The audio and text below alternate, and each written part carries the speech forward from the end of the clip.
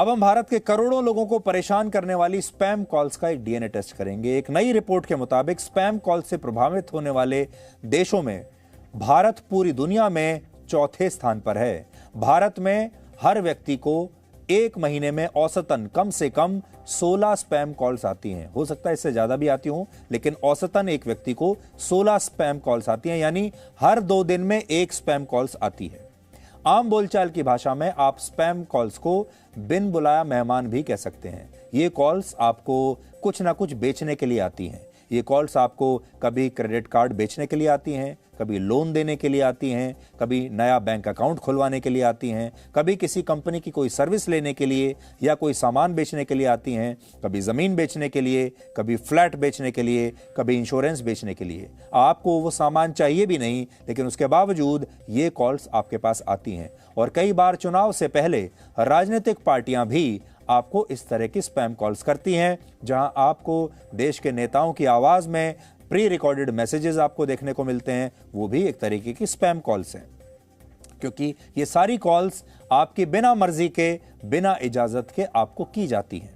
वर्ष 2017 में हुए एक और सर्वे में हर 10 में से 6 लोगों ने यह माना था कि अक्सर जब वो व्यस्त होते हैं तो उन्हें इस तरह की स्पैम कॉल्स आती हैं, जिससे वो परेशान हो जाते हैं और उन्हें बहुत गुस्सा भी आता है। यानी इस तरह की कॉल्स भारत के लोगों को चिड़चिड़ा बना रही हैं। लेकिन इसके बावजूद भारत इन कॉल्स को रिसीव करने वाले देशों की सूची में दूसरे स्थान पर है, और इस नई रिपोर्ट में भी यही बात सामने आई है। स्पैम कॉल्स की संख्या के मामले में तो चौथे स्थान पर हैं, रिसीव करने के मामले में दूसरे स्थान पर हैं। कॉल्स की पहचान करने वाली caller identification company Truecaller ने अपने एक नए सर्वे में यह पाया कि भारत में इस साल केवल एक ही मोबाइल नंबर से लगभग 20 करोड़ स्पैम कॉल्स की गई। यानी इस हिसाब से एक स्पैमर ने हर दिन 6,64,000 कॉल्स की और हर घंटे 27,000 कॉल्स की हैं। ये आंकड़े बताते हैं कि भारत में स्पैम कॉल्स करोड़ों लोगों की रोजमर्रा की जिंदगी का हिस्सा हैं। ब्राजील, पेरू और यूक्रेन के बाद भारत दुनिया का चौथा देश है जहां सबसे ज्यादा स्पैम कॉल्स आती हैं। ब्राजील में हर व्यक्ति को महीने में कम से कम 33, पेरू में 18, यूक्रेन में 17, भारत में 16 और मेक्सिको में हर महीने औसतन 15 कॉल्स की जाती है।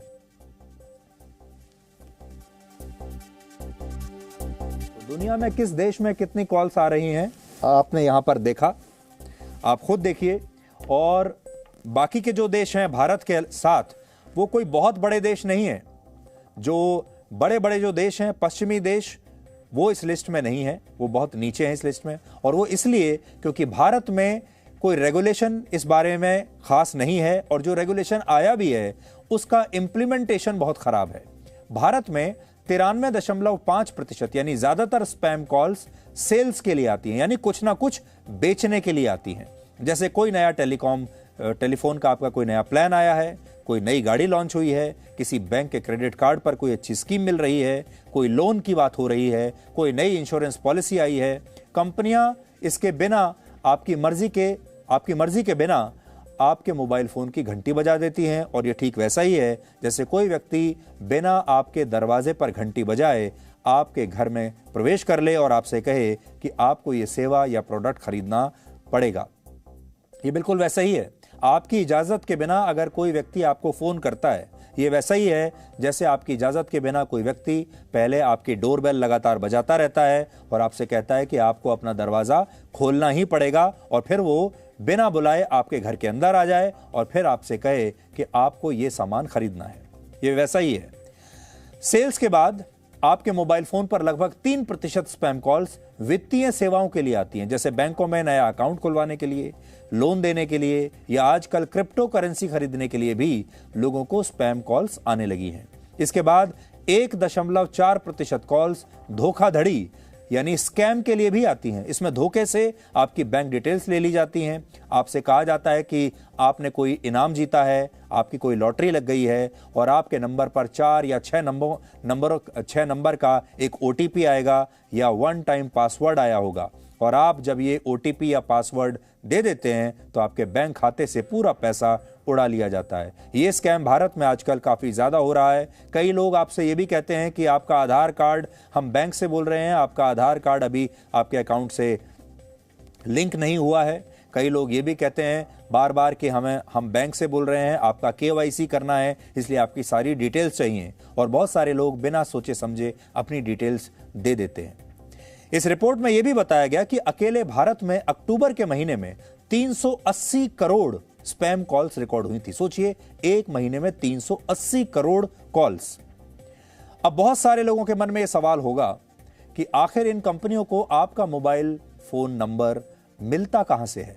तो इसका सीधा सा जवाब यह है कि यह नंबर आप खुद ही इन्हें देते हैं, और वो ऐसे कि जब भी आप किसी सोशल मीडिया प्लेटफॉर्म पर अपना कोई अकाउंट क्रिएट करते हैं तो अकाउंट बनाते समय आपको अपना मोबाइल फोन नंबर बताना होता है। अब ये सोशल मीडिया प्लेटफॉर्म्स आपको ऐसा दिखाते हैं कि आप मुफ्त में इनकी सेवाओं का उपभोग कर रहे हैं, जबकि सच ये है कि ये कंपनियां आपके डिटेल्स को, आपके डेटा को ही दूसरी कंपनियों को बेच देती हैं, और आपका नंबर उन एडवर्टाइजमेंट कंपनीज के पास पहुंच जाता है जो किसी भी तरह आपको अपना प्रोडक्ट बेचना चाहती हैं। यानी ये जो नंबर आप अपना छोड़ देते हैं कहीं भी, ये आपके जो नंबर्स होते हैं ये बाजार में बिकते हैं, इन्हें बेचा जाता है। तो आप में से बहुत सारे लोग, आप देखिए, अगर आप अपने आप ध्यान से देखेंगे तो आप अपना जो ईमेल, आपका जो अकाउंट है वो आप मुफ्त में यूज़ करते हैं। आपको अपना मेल का कोई खर्चा नहीं देना होता अपने मेल अकाउंट का। आप किसी भी सोशल मीडिया पर रहते हैं, आप फेसबुक का इस्तेमाल करते हैं, व्हाट्सएप का इस्तेमाल करते हैं, आप ट्विटर का इस्तेमाल करते हैं, या जिस भी सोशल मीडिया प्लेटफॉर्म पर हैं उसका भी आप कोई पैसा नहीं देते। इसके अलावा बहुत सारी ऐप्स ऐसी हैं जो मुफ्त हैं और आप उन्हें इस्तेमाल करते होंगे, आप अपने वीडियोस बनाते होंगे और न जाने क्या क्या करते होंगे, और इसका आपको कोई पैसा नहीं देना, और आप सोचते होंगे कि ये सब कुछ आपके लिए फ्री है। तो अब आप सोचिए कि जब ये सब कुछ आपके लिए फ्री है तो ये सारी जो बड़ी बड़ी कंपनियां हैं ये अपना खर्चा कहां से चलाती होंगी। ये जो कंपनियां इतनी बड़ी बड़ी बनी हुई हैं, ये हजारों लाखों करोड़ का धंधा कर रही हैं, इनका सारा खर्चा कहां से आता है। इनके हजारों जो कर्मचारी हैं उनकी तनख्वाहें कहां से आती हैं अगर ये सब कुछ आपको मुफ्त में दे रही हैं तो। और आप अगर इन्हें कोई पैसा नहीं देते तो फिर इनके सारे खर्चे कहां से पूरे होते हैं। ये सारा खर्चा आप ही की जेब से आता है, क्योंकि आप मुफ्त का माल समझकर जो अपना डेटा इन कंपनियों को देते हैं। जब आप अपना ईमेल अकाउंट बनाते हैं तो आप अपना पूरा डेटा इनको दे देते हैं। आप अपना क्रेडिट कार्ड नंबर भी दे देते हैं, आप अपना फोन नंबर देते हैं, अपना एड्रेस देते हैं, और बहुत सारे ऐप्स तो आपसे आपके शौक पूछते हैं, आपके पसंद नापसंद भी पूछते हैं। ये पूरा डेटा बाजार में बेच दिया जाता है और वहीं से पैसा निकालकर आपको ये सेवाएं मुफ्त में दी जाती हैं।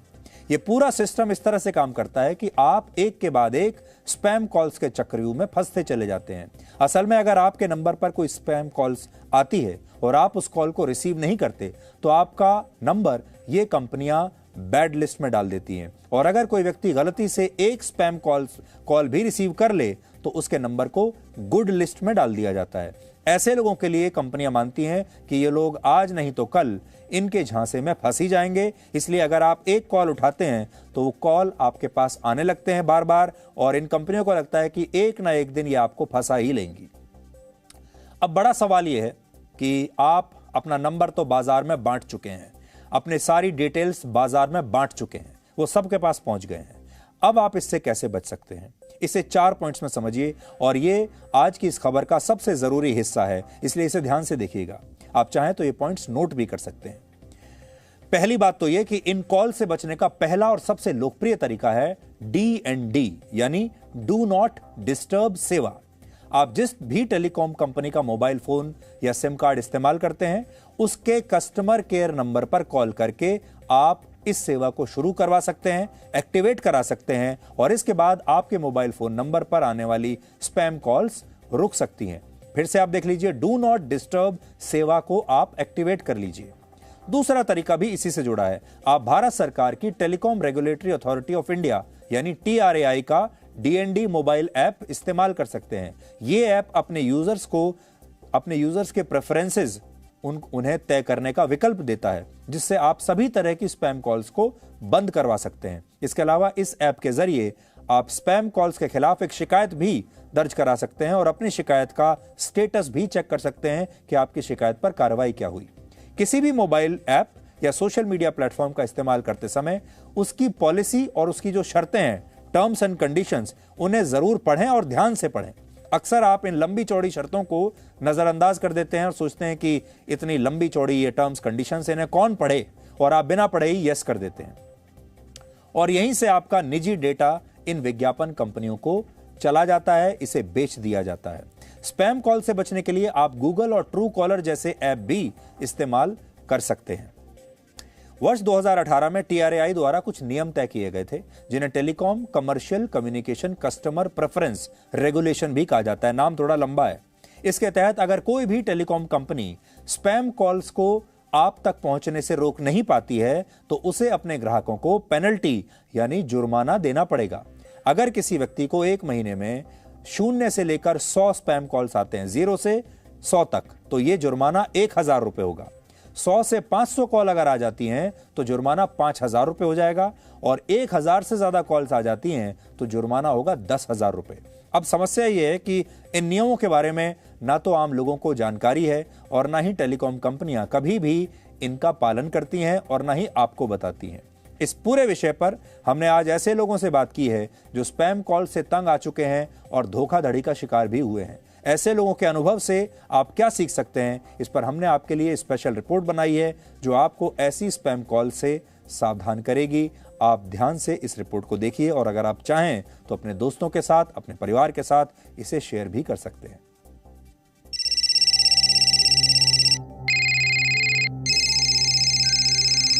Hello hello.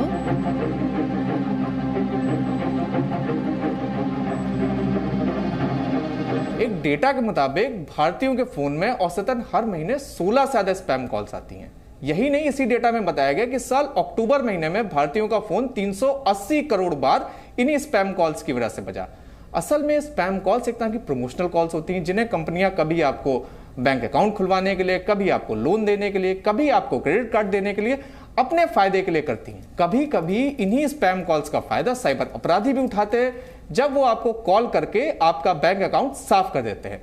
तब ये स्पैम कॉल्स स्कैम कॉल्स बन जाती हैं।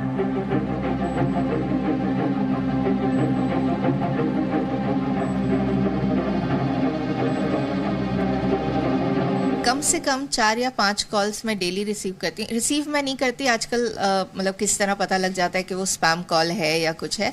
बट जैसे मीटिंग चल रही है, अचानक कहीं फ़ोन इधर उधर रखा हुआ है, मैं भागती हूँ देखने के लिए कि क्या कॉल है, किसी का इंपॉर्टेंट कॉल ना हो, मिस ना हो जाए, और अचानक देखती क्या हूँ कि उसमें स्पैम लिखा आ रहा है। इनको जैसे पता है कि कहीं ना कहीं मतलब हमने कोई लोन लिया हुआ है या कुछ है, तो उसी के ऊपर वो लोग बोलेंगे कि पर्सनल लोन ले लीजिए, या मैम आपका क्रेडिट एलिजिबिलिटी हाई है तो ऐसा कर लीजिए। तो मतलब लोन्स के मोस्टली कॉल्स आते हैं, और लोन्स के साथ साथ कुछ प्रॉपर्टी बेचने के लिए कि हम लोग कहीं प्रॉपर्टी कुछ सेटअप कर रहे हैं, वो मतलब ले लीजिए जाके, या ये यहाँ कहीं हमारा एक्सपो चल रहा है, या आप आइए हम आपको कोई नया फार्म हाउस दिखाएंगे। मतलब इस तरह के कॉल्स यूजुअली आते हैं कि मतलब कुछ बेचने के लिए, कुछ ना कुछ बताने के लिए। मेरे पास तो क्रेडिट कार्ड के लिए आए दिन आती रहती हैं।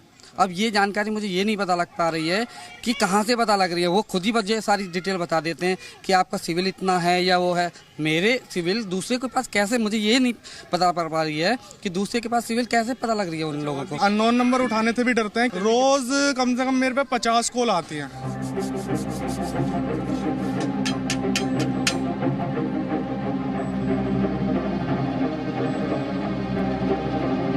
उन्होंने कहा मैं 20,000 रुपये आपके अकाउंट में डाल रहा हूँ और आप मुझे कल दे देना। मैंने ठीक है सर।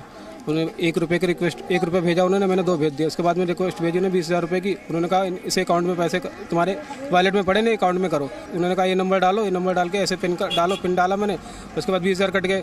मैंने कहा 20,000 को, उन्होंने कहा जल्दी करो दोबारा, नहीं तो फिर कट जाएंगे। फिर उन्होंने ऐसे करके 3 बार करवा लिया मुझसे। 3 बार आप 4 बार करवाए थे, लेकिन 20,000 2,000 कम थे, इसलिए चौथी रिक्वेस्ट वो फेल हो गए ट्रांजेक्शन। कितने करीब आपके कटे? 60,000 रुपये। अच्छा, इससे पहले भी मतलब फोन आया करते हाँ, उसके लिए आते थे कि आपकी लोटी लगी 27 लाख रुपए की, आप दिल्ली आके पैसे ले लो, ये कर लो, वो कर लो। ऐसे तो आते रहते हैं फ़ोन।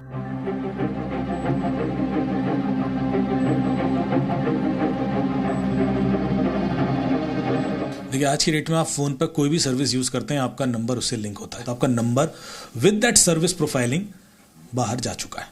वो वहाँ से बिकता भी है, वहाँ से लीक भी होता है, क्रिमिनल्स के पास भी जाता है, और अलग अलग सोर्सेज से क्रिमिनल उसको खरीदते हैं। टेलीकॉम ऑपरेटर से भी डेटा लीक होता है या बिकता है वहाँ से। आप डेटा खरीदने वाली कंपनियां गूगल पे सर्च कीजिए, आपको 150 कंपनीज मिल जाएंगी जो आपको किसी भी सेक्शन के, उस एज ग्रुप के, उस फाइनेंशियल ब्रैकेट के लोगों के नंबर्स निकाल के दे देंगे, आपको प्रिसाइजली मिल जाएंगे। तो ये डेटा अब बहुत ज़्यादा सोर्सेज से लीक हो रहा है। आप सिक्योरिटी पे एंट्री करते हैं तो भी नंबर देते हैं, तो बहुत जगह चूंकि आपका डेटा जा रहा है, उस वजह से जो लीक होने के चांसेस है वो भी बढ़ गए और हर आदमी उसको बेच रहा है। तो जो भी data privacy bill in discussion है पार्लियामेंट में, आई थिंक उसका सबसे बड़ा पर्पस यही है कि ये जो अनइंटेंशनली डेटा गलत हाथों में पहुंच रहा है वो रोका जाए, और उसके लिए मेरे ख्याल से बिल बहुत प्रभावी है।